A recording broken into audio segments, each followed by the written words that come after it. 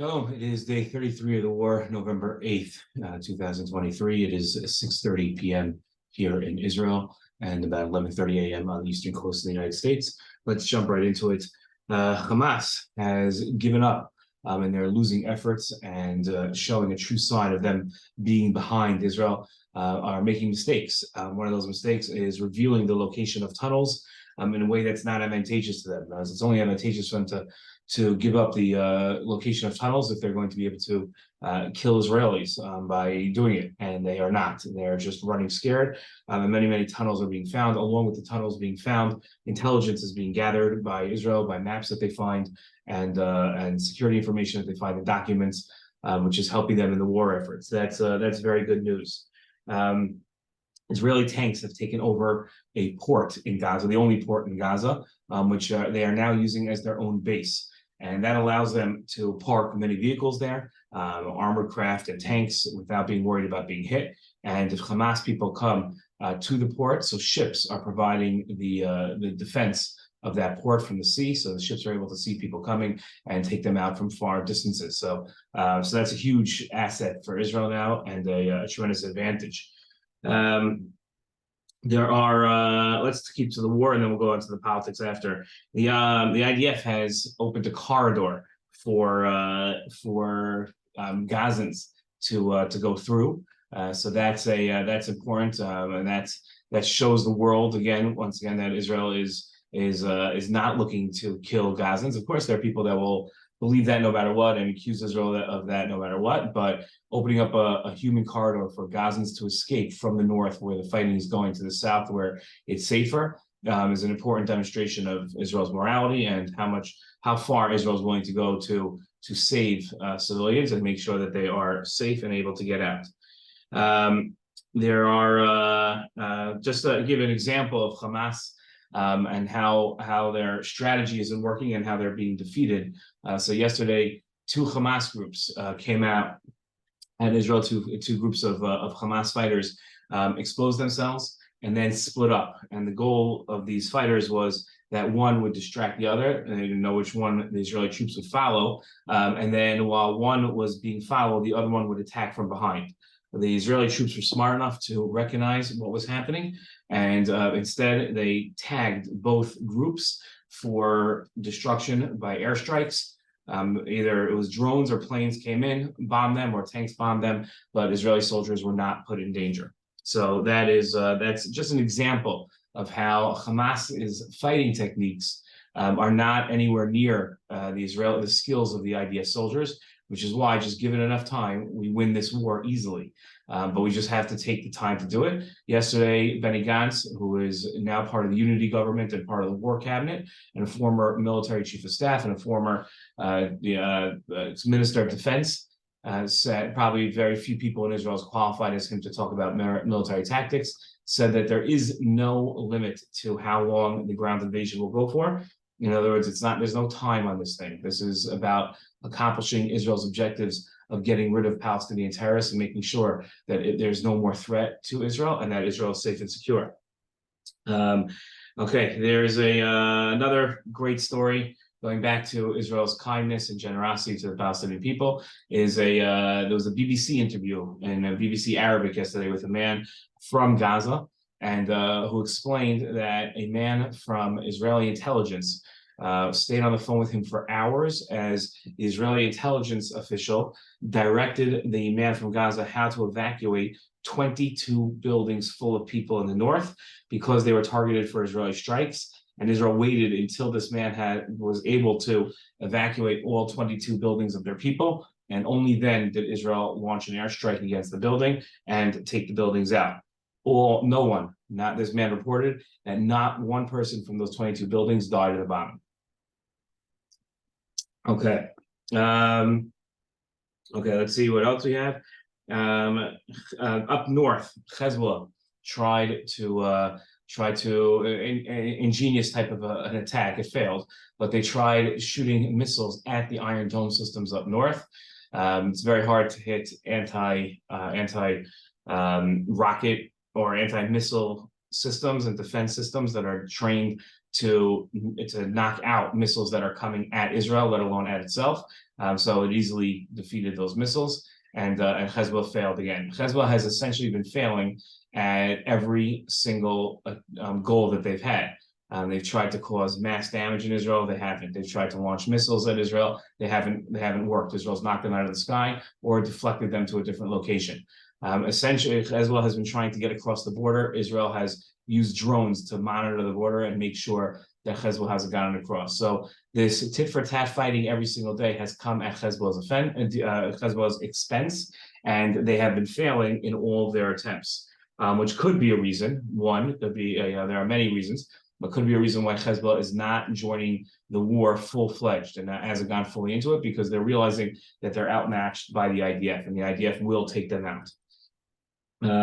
Okay, so there are rumors, and it could be by the time you're watching this, the deal will have been struck or the rumors will have been disproven, that Israel is willing to create a peace halt in the fighting. That's not a ceasefire, but a halt in the fighting in exchange for 15 hostages.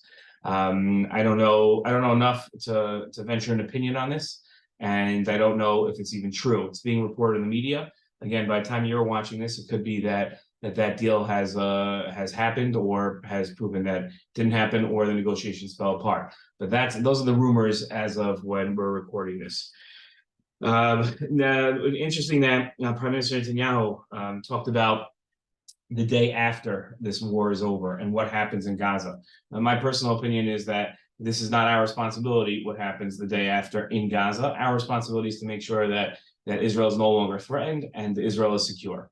What they do in Gaza is not of our concern, insofar as it doesn't affect our security. So if they have a democracy there, if they have communism there, they have a dictator there, it's absolute total chaos there. And we have to make sure our border is secure. What the Palestinians do with their lives, that's their problem, not ours. Prime Minister Netanyahu, I'm not sure what his opinion is yet, and even if he'll be the one making the decision the day after the war. But he said that there will be, the words he used was an indefinite security control of Gaza, meaning we don't know what is going to be the day after, but if Israel doesn't feel that it can defend itself from the other side of the border of Gaza, so then it will stay in Gaza to make sure until it is confident that it can leave and Israel itself will be secure. The White House got pretty scared of that comment and said that they're not willing to support another occupation of Gaza. That is not what Prime Minister Netanyahu said.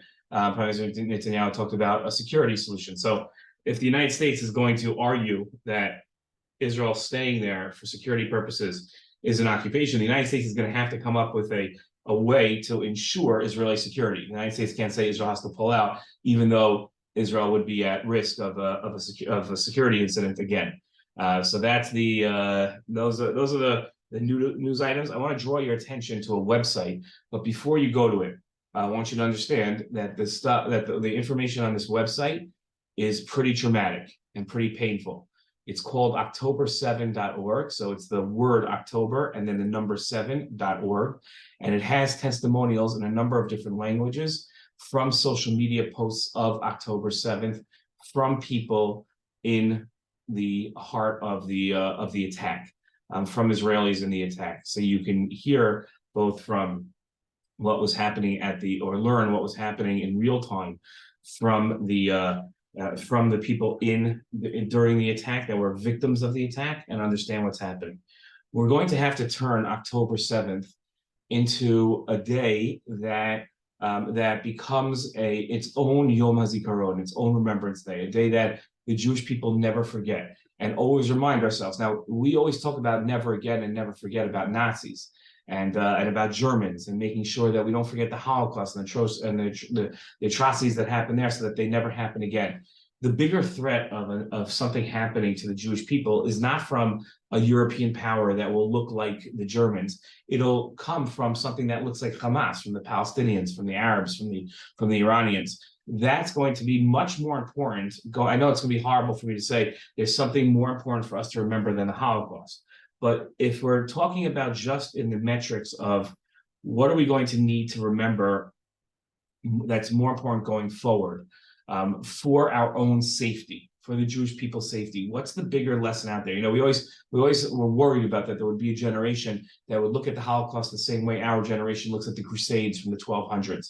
It was an event in Jewish history back then. But maybe if we're focused on what's the bigger threat to the Jewish people going forward, maybe it's important that we put the Holocaust as second place. So only insofar as to make sure that the Jewish people are safe going forward. It's something to think about, and I think that's the direction the state of Israel is going to go to by creating memorials to this and creating living memorials with people who survived this to understand. And what we're realizing is that we can create these recordings and these historical documentations of what happened right now in real time while it's fresh in everybody's memory. It doesn't have to be a couple of years after the Holocaust or 3 or 4 decades after the Holocaust, like the recordings are of the Holocaust.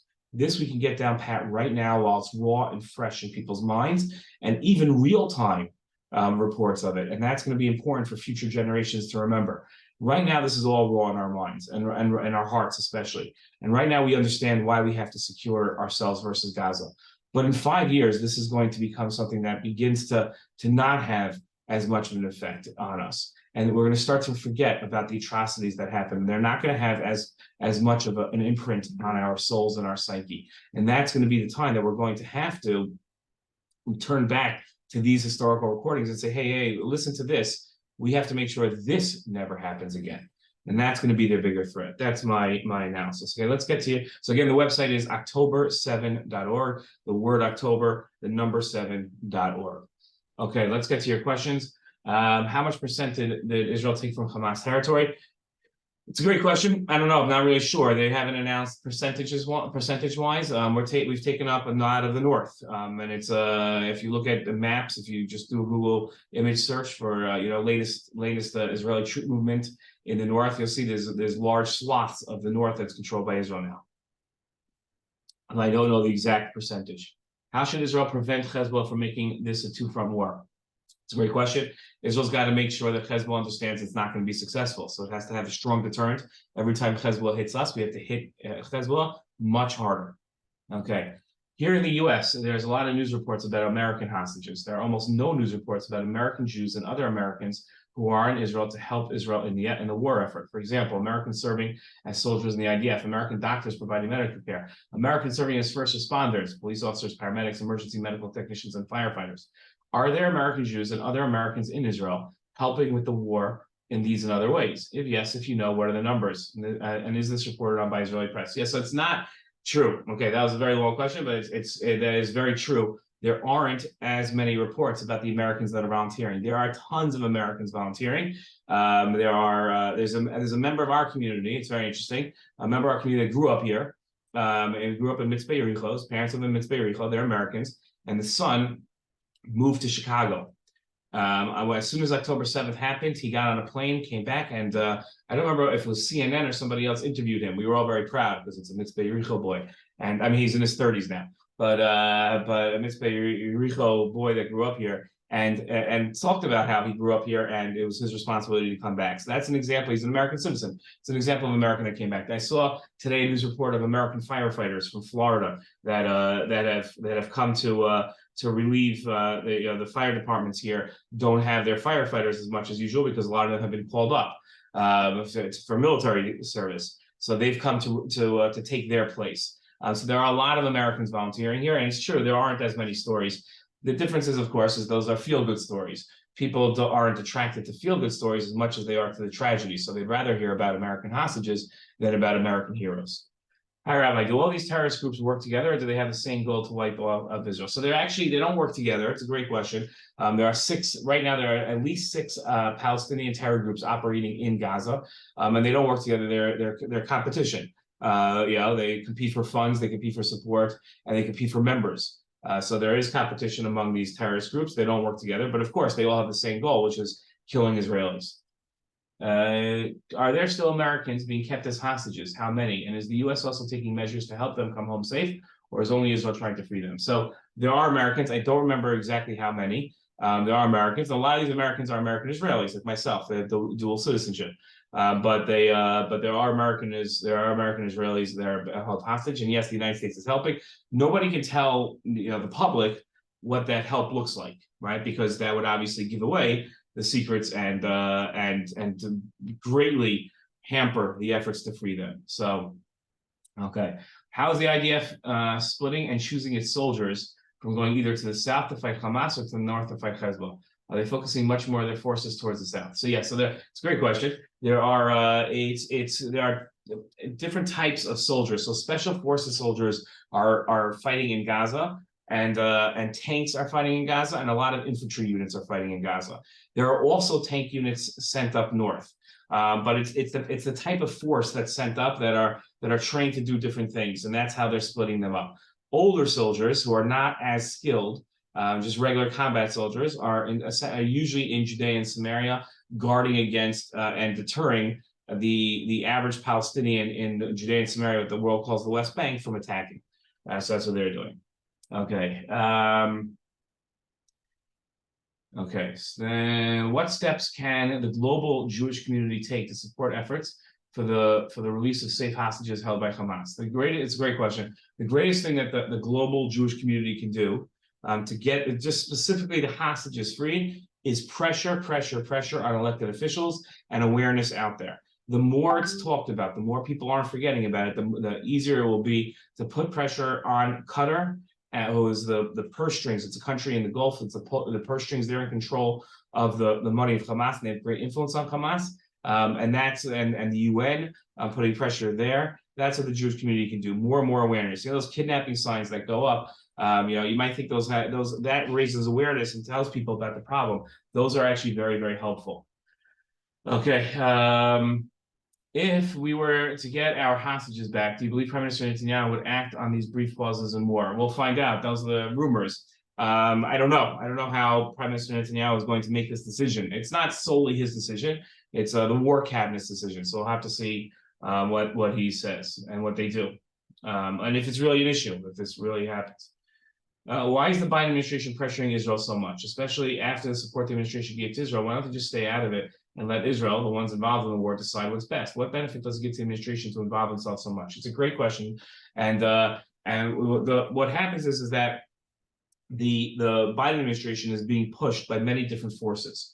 Okay, the Biden administration is a Democratic administration, and there are many in the Democratic Party that feel that Israel is in the way Israel's carrying out the war, the bombing with huge, massive ordnance inside of Gaza is not fair to the average Gazan civilian. That's their feeling. You can disagree with it. I disagree with it, obviously, but so they're getting pulled by those members of their party.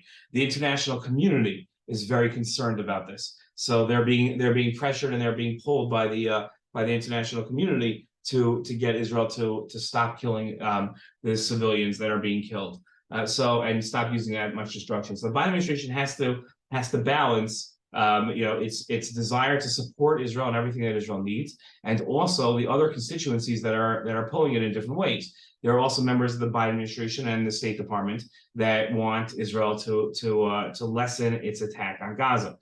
So that's even internally. The Biden administration has this issue. So it's being pulled in different ways and has to placate the different constituencies that are pressuring it. And the way that it does this is just classic politics, unfortunately. And a lot of times politics plays a role in decisions, on right versus wrong.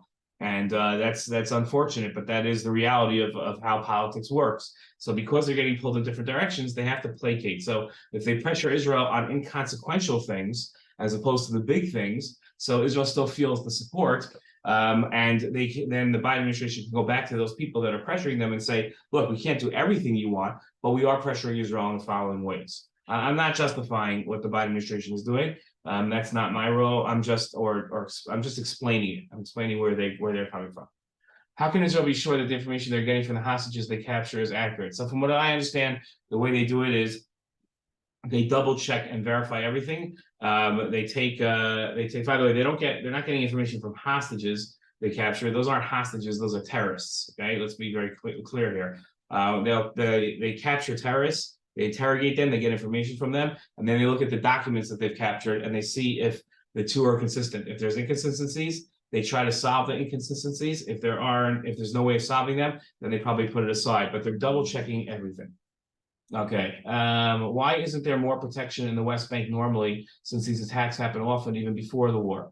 So we have a lot of protection out here, but there's a limited amount of protection that you can have, right? Unless you're going to lock up every Palestinian and not let them be anywhere near a Jew, you're going to have attacks. That's the nature of the beast, unfortunately. But my wife, who's the mayor of our town, would greatly agree with you that we need more protection from the government. Okay. To what extent do the attacks on American soldiers by Iran influence or intersect with the attacks occurring in Israel by Hamas? And what broader geopolitical consequences might emerge from these interconnected conflicts in the Middle East? Okay, that's a lot of words. So the attacks that we mentioned yesterday on American soldiers, there's been 46 American soldiers that have been attacked by Iran or its proxies in the last since October 7th. So those are connected very much with what's going on in Israel and between Israel and Palestinian terrorists in Gaza. That's Iran trying to distract the United States and trying to push buttons and see how far it can go, and showing its supporters that it can hit the United States, and really with very little consequences for doing so. It's a no consequences almost. So that's the geopolitical considerations that are happening now. And that and like I said, I'm very critical of the United States for not hitting Iran back harder. And Iran's been doing this for years, if not decades, hitting American targets and suffering very little consequences for it. Has there been a change in strategy in the ground attacks with many soldiers dying frequently? Well, I mean, okay, this is something very hard for me to handle. Every time I hear about a soldier dying, it hurts me, and I shed tears. Each of these soldiers comes from a family, and it's so hard. And you see, and it's so easy just to say numbers, and instead of saying that they're soldiers and they're people. Right now, we just finished in Mitzvah Yericho a memorial service for the Shloshim for the 30 days. For our soldier who died here in Mitzvah, who died in the October 7th attacks. He was down south, and he died in a tank. And we saw the pain that they went through, and that our community went through.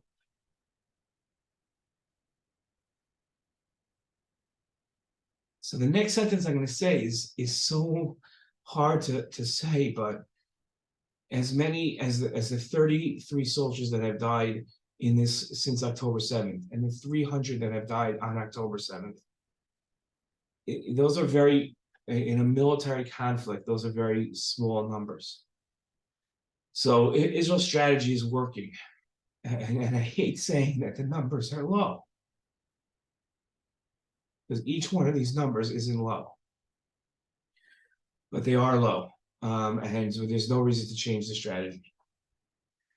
What do you mean by Israel matching what they get from interrogation with maps or files? So I think I just explained it, that they double check, interrogations, that they interrogate somebody and he says that this building is being used to launch rockets, and then they look at maps and see if it matches on the maps and the documents that they captured, and then they look at the two of them and see if they match. Okay. What do Jewish values, ethics, and teaching suggest about how to handle negotiations to bring hostages home safe? It's a very good question.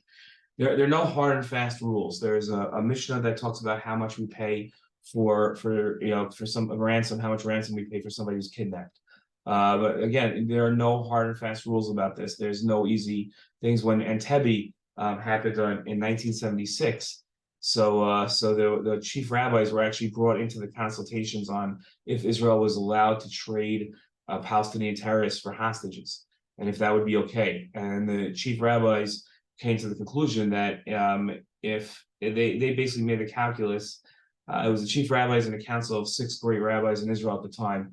They essentially came to the calculus of deciding between whether the people that were freed were going to cause more death than the deaths that would occur by the hostages during Entebbe being executed for Israel not giving in to the terrorists.